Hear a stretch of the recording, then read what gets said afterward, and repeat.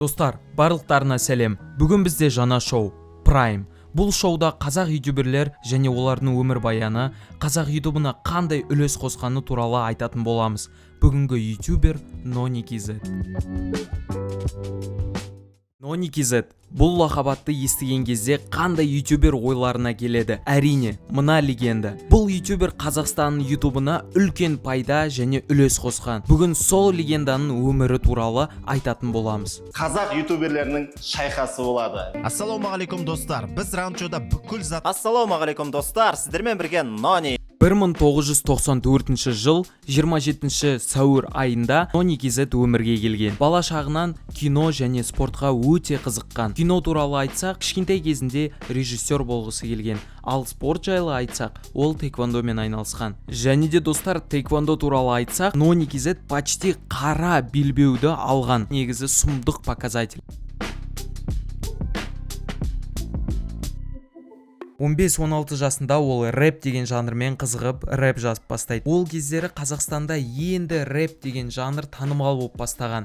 2011-2013 жылдар аралығында рэперлер қатарында танымал болып бастайды. Әртүрлі батылдарға қатысып, бірінші орын алып, өзін достойный рэпер болып көрсетеді.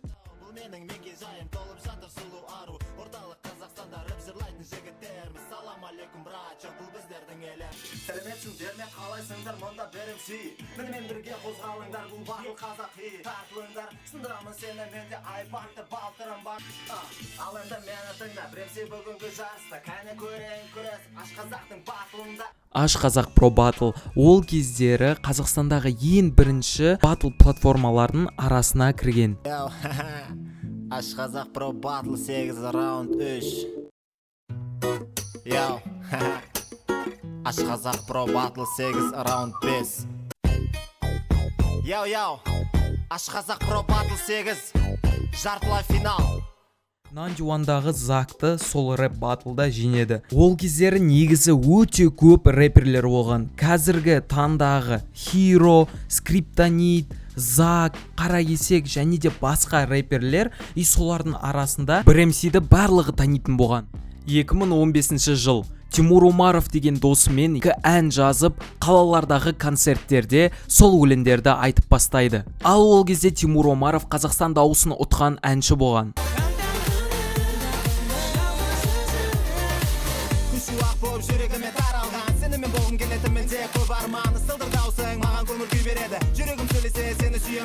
Рэпте барлығына мықты екенін дәлелдеді. Барлығын таңғалдырып, рэптен кетіп қалды. 2017 жыл 3 қараша. Бұл NoniKZ-ның өміріндегі ең маңызды сәт. Ол өз YouTube каналын ашады. Ол кезде қазақ ютубы енді дамып келе жатқан. AliKZ, Майк Миллер, Супер Кигач атты ютуберлер болған. Нағыз қазақ YouTube динозаврлары деп айтуға болады. Сол кезде бұл жерге жаңа ойыншы қосылады. Ол NoniKZ. Бірінші видеолары ол BeamNG Drive, GTA 5, Mafia 3 атты ойындарды түсіреді. GTA 5-тен миссиялар, ал BeamNG Drive-тан әртүрлі краш-тесттер түсіріп контент жасайды. Бірақ видеолары просмотр жинамайды. Ол кезде каналында мен бірінші подписчик болғанмын. 4 ай бойы видео түсіреді, 0 просмотр. Подписчик өте аз. Бірақ сол кезде Нони ютубты тастамай күн сайын видео шығара берген. Осындайды естіп, ойланасың, қандай мотивация керек? Сен 4 ай бойы 120 күн бойы видео түсіресің, бірақ оны ешкім қарамайды. Бірақ сен до конца өз ісіңді істеп, сосын бір күні 100 адамды көлікпен соғу деген видеоны түсіреді, и ол видео ертеңіне 1000 просмотр жинайды. Сосын 2000, 3000, сөйтіп 10.000 просмотрға дейін барады. Каналындағы подписчиктері өсіп бастайды. Ол өзі түсінеді. Күн сайын енді плотно видео шығару керек, және де өз контентінді өзгерту керек. Skill тест, дедлайн, қызықты GTA режимдарды түсіріп бастайды. Қасына адамдар қосылады. Нұрбек, Лорд Нано, Тако, солармен бірге Нони контент жасайды. Бір кезде стрим жасап бастайды. Стримдарында мыңдаған адам отырады. Ол кезде ондай көрсеткіш өте керемет болған. Стрим жасап отқан кезде Арман Пірманов кіреді. Енді Нони бір өзі емес. Оның қасында ютуберлер бар. бірге қосылып Алтыбақан деген YouTube топты ашады. Алтыбақан болып видео түсірген кезде ол видеоларды әрдайым трендте болған. Нони енді просто ютубер емес, ол көрермендердің кумирі. 10 мың, 20 мың адам қосылып, стримдарында 5 мың адам отырады. Нони енді YouTube гигант болады. Ал Алтыбақандағы барлық ютуберлер өз арналарын прокачивать етеді. Олар да YouTube гигант болып бастайды.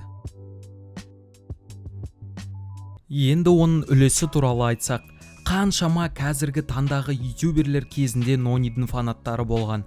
Қазақ ютубындағы любой контентте бір Нонидің фанаты бар. Қаншама Free Fire түсіретін балаларды Нони мотивировать еткен. Қаншама Майнкрафтерлерді, көптеген адамдарға қазақ ютубын ашқан. Бұдан басқа ол қазақ тіліне деген үлес жасаған. Кішкентай балалар орыс ютуберлерін емес, қазақ ютуберлерін көріп өскен. Оған әсер еткен адамдардың ішінде Nonikz бар. Алтыбақан фэмилиге басқа да ютуберлер қосылады. Олардың арасында Майк Миллер, Нұраз, Даник Реал бар. Жаңа составпен олар керемет GTA контентті түсіріп бастайды. Барлықтары сол ютуберлердің каналын қарап, стримдарында 7 мың адам болып отырады. Қалайсыздар достар, сіздермен бірге мен Нұраз, және мен қасымда Даник, Марбас, Нони. Привет, друзья, как дела?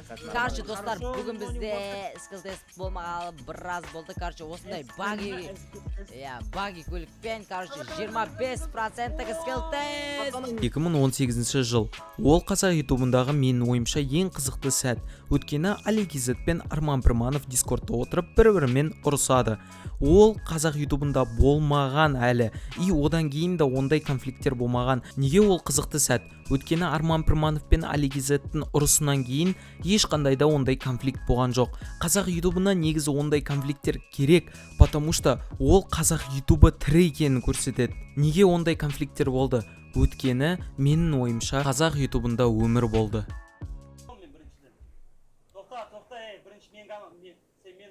Мен эфирінде отырсың бірінші, түсінің ба? Тыңда, мен бірінші мен эфирінде отырсың, тұра тұр деп, кезде шақ. Кішкентай бала құсап, шеш тұра тұр деп. Кезде шақ, сен тұра тұр деп айтатын ақа. Ондардан қолма. Тыңдап ал, мен айтқысай. 2024 жылы Арман Пірманов пен Алтыбақан футбол клубын ашады.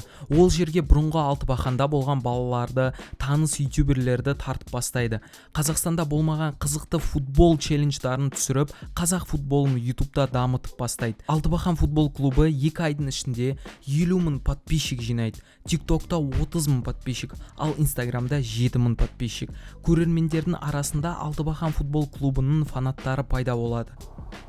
Мә, Нони, брат, сендер, Арман, сен, легендасыңдар ғой дейді ол. Неге екеуің бірігіп бірдеңе істемейсіңдер дейді ол, короче. Соны айттым ғой саған, негізі қашан айттым, бірігейік. Ладно, енді түсінемін ғой, Теміртаудан көшіп келдің, Астанаға үйрендің. Енді бәрі жақсы болды ғой, қазір. Шүкір, Астанамыз ғой, қазір. Бәрі жақсы ғой. Енді Шымкентке көшетін ой барса. Шымкент жақсы. Давай онда медиа команда ашатын болсақ, досым, задний беру жоқ, қиын болады басы. Нақты шешім қабылдадың ба? Иә, мен оны осыдан бір жыл бұрын қабылдадым да, бірақ бір өзім болғанда қиын болды ше. Алтыбақан футбол клубы туралы айтсақ, ол жай ғана проект емес, ол қазақ футболы дамуына үлкен үлес қосатын проект. Prime, Nonikz. Осының барлығын айтып болған соң, енді өз ойымды айтайын. Nonikz ол просто ютубер емес, ол қазақ ютубын дамытқан ютуберлердің легендаларының арасына кіреді. 8 жыл ютуб карьерасында ол 1 миллион подписчикке жетті. Алтыбақан Family деген ютубтың тарихында қалатын ютуб топты ашты. Қаншама керемет видеолар түсірді, әртүрлі Қазақстанда болмаған лайв контентті. Одан басқа Алтыбақан Family футбол клубын ашып, футболға үлесін қосқан ютубер. Nonikz туралы айтатын болсақ, бұл видео 1 сағатқа созылатын еді. Негізі Nonikz'тің үлесі өте көп және өмірбаяны өте қызық. Бұрында режиссер, рэпер болғысы келген Нони қазір қазақ ютуб легендасы. Және қосымша, Нони қазақ футбол контентін бірінші бастаған ютуберлердің арасына кіреді. Осы видео аяқталады. Видео ұнаған болса лайк және подписка. Астыға түсіп, қандай ютуберлер туралы түсірейін, соны комментарийға жазып кетіңдер.